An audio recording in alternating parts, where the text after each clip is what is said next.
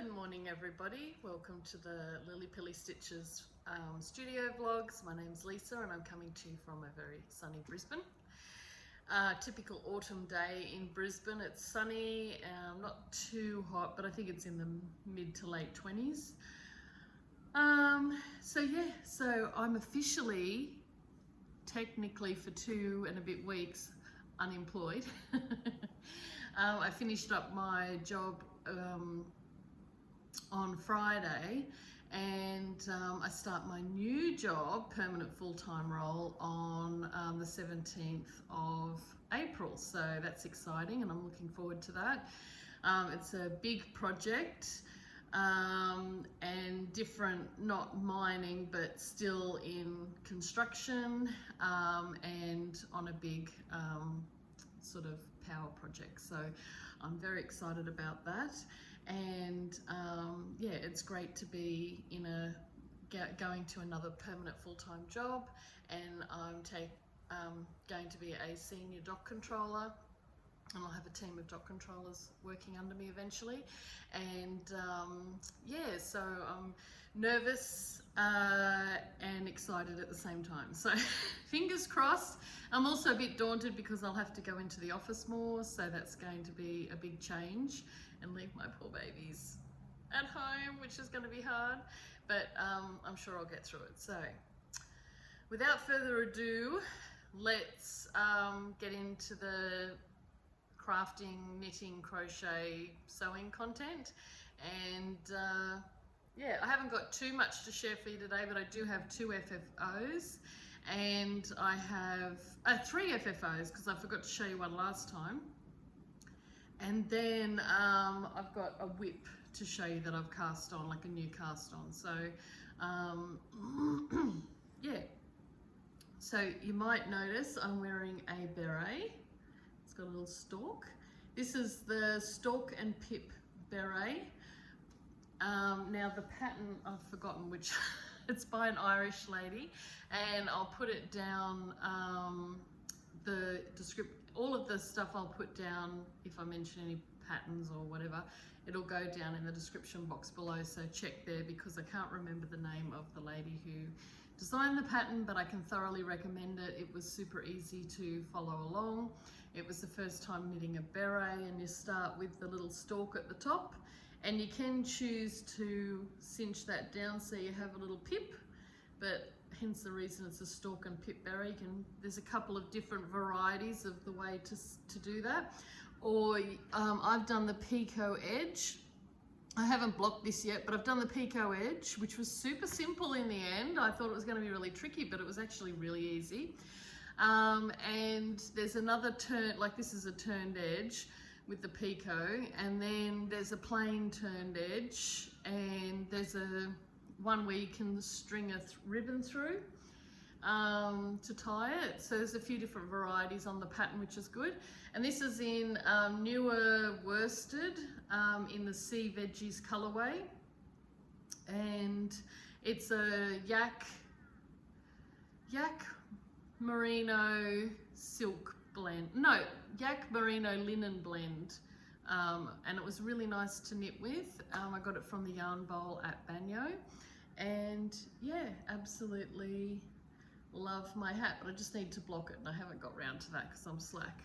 But now that I've got time off, I can do that. So to show you, there's the little stalk, and it's just turning up because I haven't the picot edge, because it's a turned edge. But once I block it, it'll be fine. And so you knit it back down on itself, and this is the little picot edge, which is a nice detail. And yeah, I love it. Really potato chippy one to knit. And if you're familiar with doing raglan increases, this will be a walk in the park. I would say it's a confident beginner, intermediate beginner, but yeah, definitely love it. I love this color, it's my color. When I went to the shop, I had like a mustard color and this one, and I held it up to my face, and the lady said, definitely the Sea Veggies, the green. So yeah, so I'm very happy with it. and definitely foresee more berets in my future. I would love to do a colour work one, but I wanted to do a plain one first, A, because I liked it, and B, because I wanted to sort of see what the construction was like, because I don't want to go to the trouble of getting all the colour work yarn and then you know, I don't finish it. So yeah, so definitely want to knit more of those. My nan would have loved the beret, because she was always a beret lady. Yeah, so that was that FO. My next one I'll show you is a sewing FO that I forgot to show you last time. It's a slow stitching one, and I was inspired by Sew.B Created, and she has a YouTube, Rebecca has a YouTube channel, so I'll put the link down to that below. But she does lots of slow stitching with doilies and bits and bobs, and she's been making scrappy needle cases. So this is mine. I had some Liberty fabric and those little hexy forms, so I stitched, appliqued 3 onto the front of this doily. So that was a doily, it was already done like that when I bought it. And then this is some vintage lace that a friend gave me, so I've hand stitched that on as the tie, and it's all hand stitched winky wonky down the center to join it together. And the whole idea is it's scrappy, like, you know, it's not super neat and tidy, it's got to be scrappy. So what I did was I added another hexiform with some Liberty fabric, and I put a magnet behind it so that I could keep my pins on there. And then I got this doily and I stitched it all the way around on this felt, and now I have a pocket to put stuff. Then I have a little bit of felt, and then I've got another doily. Oh, this is a hanky. This is a hanky, and then I stitched on some other fabric on there, and then this is just a bit of lace from a curtain, and then another bit of felt, a bit of fabric I got from an op shop that was like more upholstery fabric, a bit more lace and felt. Got one of my teapot pins in there, and then I just stitched on a bit of decorative lace there, and then another bit of the hanky, the linen hanky just here, and then a bit of felt, and then I hand stitched down, I don't know if you can see that, I hand stitched down some Liberty fabric, and then I've got some of my clips, little mini wonder clips there.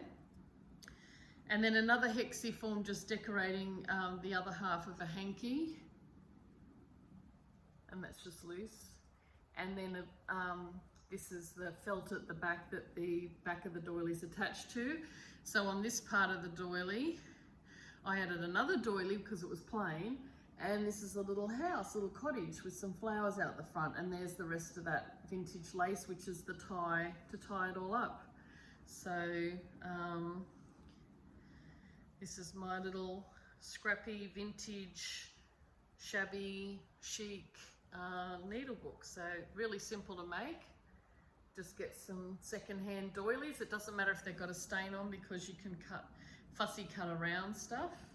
But yeah, really enjoyed that. So I thoroughly recommend giving that a go. What else? Sorry, this is going to be a real fast one. I was making a crochet blanket and I finished it. So this was out of leftover hand dyed sock yarn mainly, and yeah, so it's all rainbow of different colors. It's not aesthetically put together to be all like pleasing to the eye, but I love it. And I just wanted a simple border, which I did in some baby Peyton's baby acrylic soft yarn. I just did a border of single crochets. I think I went around about 5 times around the whole blanket. But this is the blanket. So it's a vertical striped blanket. So I basically just crochet, like chained a giant chain till I got to that size, and then just kept crocheting down, and then I just kept going till I had the right width. So really simple, just double crochets. You could do something fancier if you want, but I just did double crochets, and it's a really nice, because it's 4-ply, it's a really nice light blanket for just when the weather starts to change and get a bit cooler. Perfect to put in the car for picnics, or you know, if you need a warm blanket, or just in the lounge room in a basket during winter if you want to pull a rug over your knees. So that's that, and then we've got the bright side. So yeah, so that was really didn't take that long to make, a couple of months of just, you know, doing a few stripes every now and then. And Bob's your uncle. So this just goes to show, look how much is in this. This just goes to show how you could make your own stripy, scrappy cardigan, whether it's crochet or knitted. So you don't have to do a blanket, you could do a cardigan or a jumper, anything really, just to use up that yarn. But yeah, so, but this time I did a blanket because I just wanted something we could have, we always use them, just to grab in winter time to put over your legs when you're watching TV. So yeah, and I really like the simple white border that's just very plain, modern. Yeah, so that's that one. So that's that FFO. Oh, and what was I going to say? I did magic balls, so I didn't have to change colour, weave in any ends. Another technique that I learned recently when changing colour to make it less of a bump, you know, especially if you're knitting on like 4-ply yarn, sock yarn, you don't want a ridge to form when you're doubling up your thread when you're starting to change colours. And what I learned was to sort of do it like colour work, in that you knit with this new thread and then twist that round at the back and knit with the old thread, and knit with the new thread, old thread, new thread, till you get till you're nearly running out of yarn, and then you really don't have any ends to weave in either, and it's a nice smooth transition. So that's what I tried out recently when I was finishing off my scrappy cardigan, and yeah, I'm going to use that technique moving forward. If I can find the video, no, I saw it on Instagram, that's right, I don't know who it was, so I'm sorry I can't claim fame to that technique, but if I get a chance next time I'll show you, I'll do a little video to show you how I did it. So my new cast on, which is in my new recently made project bag, is the Stockholm Slipover by Petite Knit. I've seen everybody knitting it up recently and I really liked it. I think I'm going to do the round neck version, and yeah, I just thought it was a great staple to have in my wardrobe. And I've had yarn, I had some Fibre Spates Copper Tones 4-ply sock yarn, and but this is like an 8-ply, like a DK weight vest. So I had some leftover rust, Fibre Spates rust alpaca, Suri alpaca silk, and so I decided to pair them together to see if I liked it. So I knit a swatch, and I really like the colour. It's that real retro rusty brown, and it just lifted the sock yarn, the colour of the sock yarn to this colour, which is what I wanted originally. And it's a really nice fabric, so I even did a tag up for my for my swatch so that I would know for future. But yeah, really love this. It's a really nice yarn to knit up with. I think the balls of Fibre Spates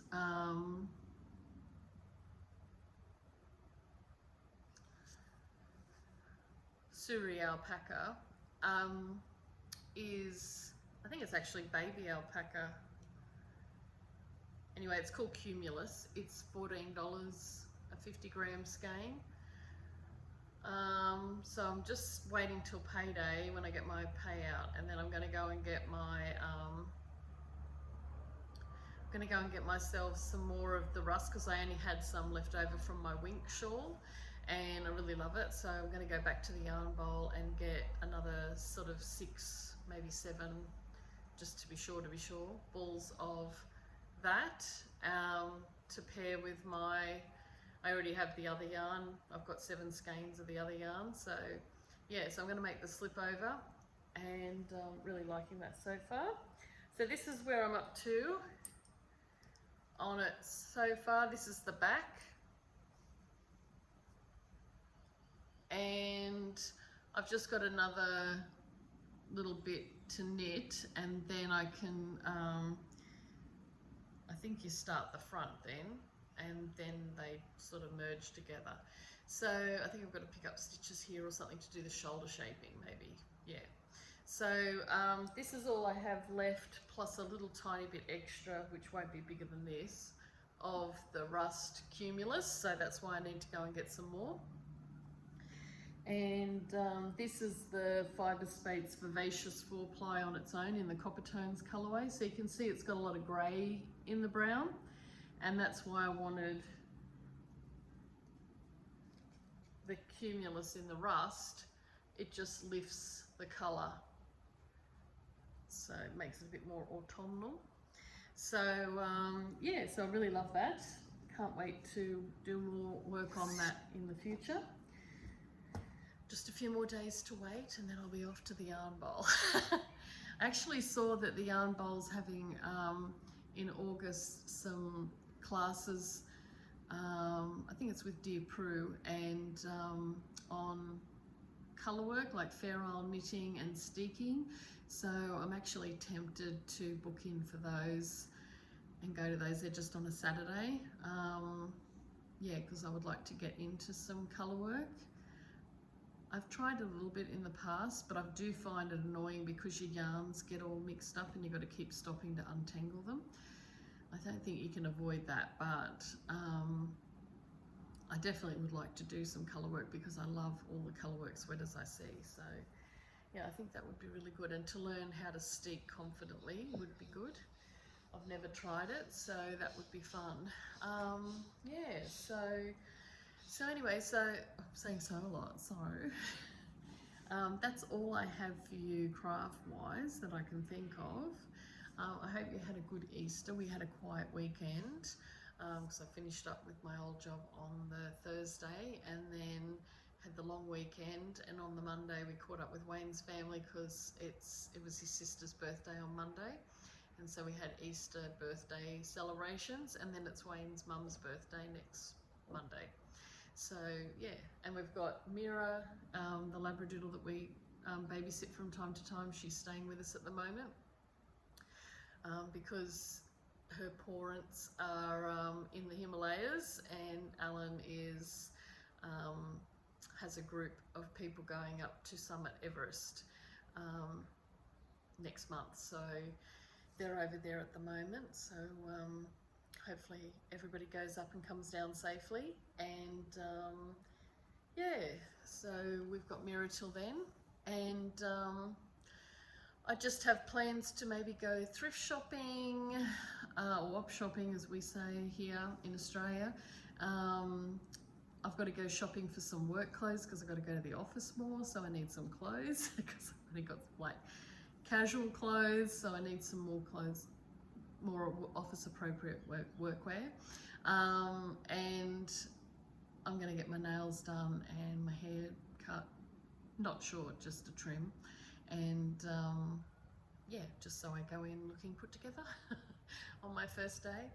Yeah, so I'm just going to enjoy my time off while I've got it, and get myself prepared for all the new stuff I've got to learn in my new role, and fingers crossed it all goes smoothly. So yeah, so I hope you're having a good start to your April, and I'll catch up with you again soon. Bye.